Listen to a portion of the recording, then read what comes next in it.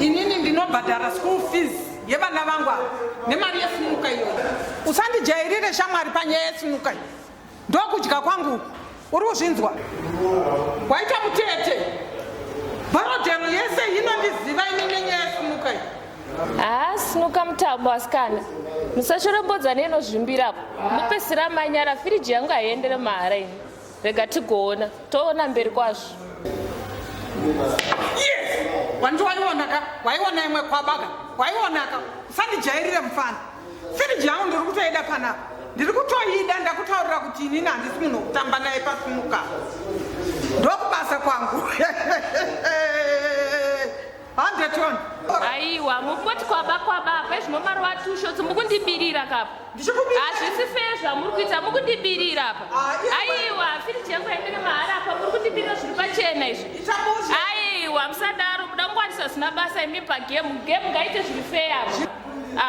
Aiwa, itai zviri fair apa. Toda fair game apa. Muri kundibirira apa. Ndokutamba kwachena ini yangu firiji hamuitori. Firiji kutauya. Muitore yangu firiji.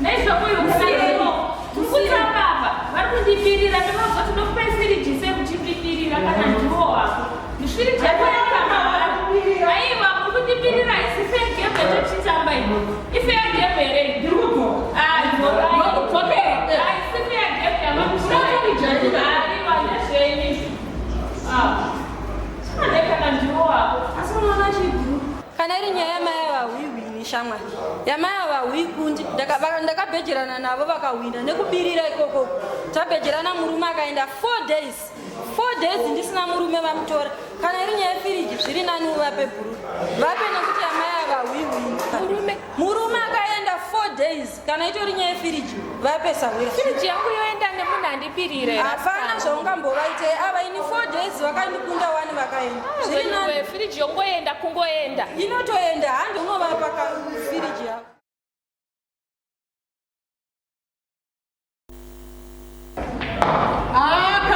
Azinte. Aiwa, azinte kwasha azinte. Azinte. Não tinha, não tinha.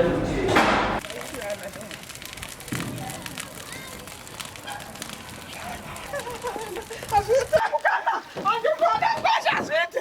Moto yangu azinte. Ndio vameita dibati. Amutombotore moto yangu azinte. Azinte kwasha azinte. Azinte. Muruta msangwa hii. Murunzo hai. Azinte. Aiwa, muruta msangwa. Tawirana. Masaina baya. Taimuri mawina hadi mukada simatora yangu. Ngwacha motengwa hii. Nani duku batai. Chidzikai pamota bei. Andidziki ngwacha. Ambuya.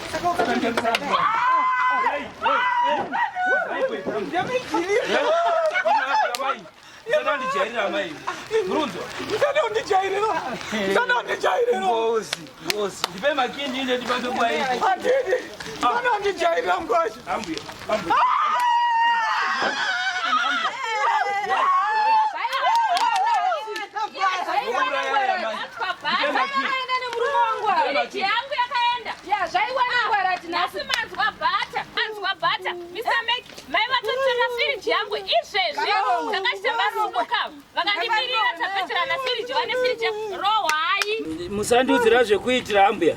This is gambling. Size yenyu munokuita gambling amunyari.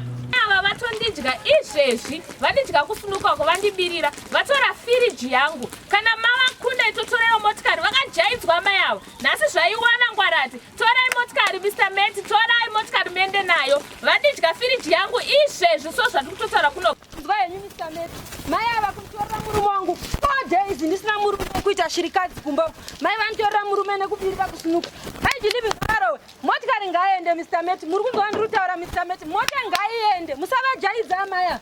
Maya vajaira kuti batirira munochema navo singate. Amai Jilimba ngavarowe. Rohaya mai, manoti shungurudza imikurari tichema 4 days murume ari kwavari mai. Tora maki Mr. Meti, tora maki. Munhu ngarowe, musati matora mota. Munhu ngarowe. Maimi munadzikamu. Mai anobatirira ava Mr. Meti hamuvazivi kana mai ava. Musanyepera kudzungaira mazvinzwa. Shonga beja murume kumakasi. Murume uchiri mukoro wekuita zvinhu zvakadzungaira kudaro izvezvi. Takunzwa Mr. Tazvinzwa. Ushuwa kuti watenge kwamudziyo mba woita basa rekubheja mafiriji. Musiyane nazvo zvemakasi muri vakadzi izvi. Ndiye motengesa madomasi zviri kuita vamwe vakadzi uku muite zvokunamata. Zivai Mwari. Tazvinzwa Mr. Meti. Muite zvokunamata, shuwa kuwedzera chi? Speed kwawandisa kuti techiti tiwedzereka tikaitawo kazvirikuitawo naichemberei. Muri vaya. Tinongoona vakuru vacho vachiita asi maitei. Dzikamai. Maita basa tazvinzwa. Zivai Mwari mukanamata munoroorwa. Haleluya.